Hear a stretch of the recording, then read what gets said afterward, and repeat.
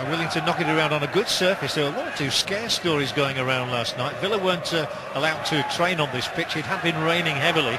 There's nothing wrong with it. It's a good surface, and this is a good attack as well from the home side, and a free kick to be given right on the edge of the area there. The man who went down was Sandrinho, and despite Rio Coca's complaints, the Greek referee says free kick to the home team.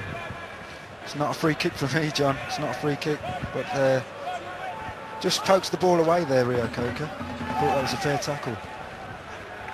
It's the sort of thing that happens in European football, though. You and I were talking last night, and you found out once or twice that there are things you can't do in Europe. I wasn't going to say that, and you can't do.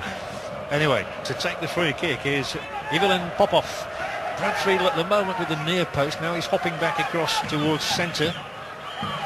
Let's see how good Popov is and whether he's been working hard this week. He stands almost motionless. It's a good curling shot. Litex Lovech from the local hero. Ivan Popov, he always looked to me as though he was going to curl it into that corner, and Brad Friedel was virtually motionless. Popov scores. Litex Lovech 1, Aston Villa 0. The locals going mad on what they call the biggest match in the club's history. Well, John, I can't believe that's gone in, to be honest. Brad Friedel's right behind the wall. I don't think he's got a clear view of the ball, and it's a bog standard free kick for me. I think he's seen it late, and it's gone right in the corner. But I think it's a poor goal for Villa to concede. Very poor goal. Well, there's a three-man wall. There are two of the Villa players there. Three orange shirts ran across Brad Friedel's line of vision. Look at them go there. But it is a poor goal to concede, you're right. And Friedel was drilled into the net and across the defender as well.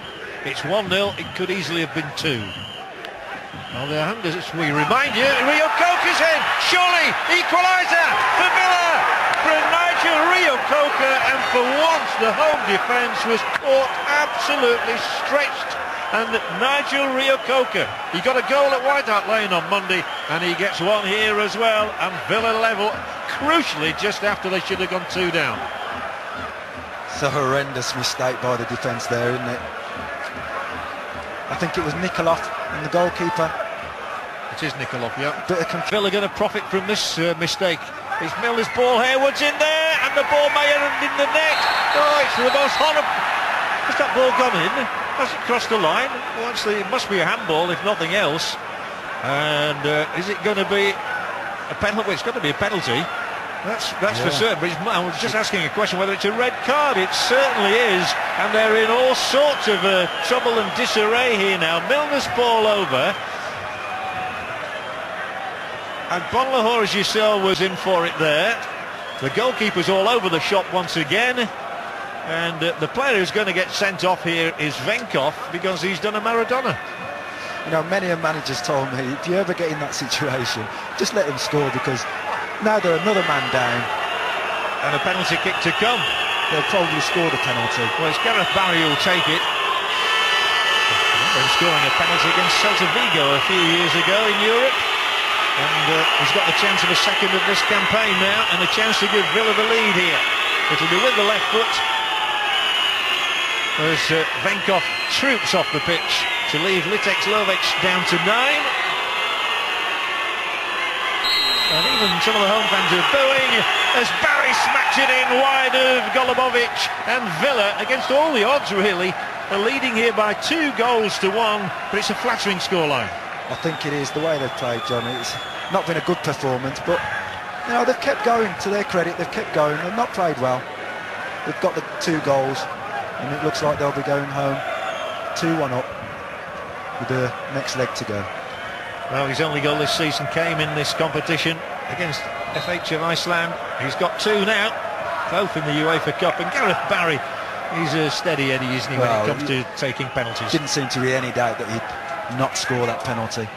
I just wonder, you know, how the home side is going to react now. And fouling him.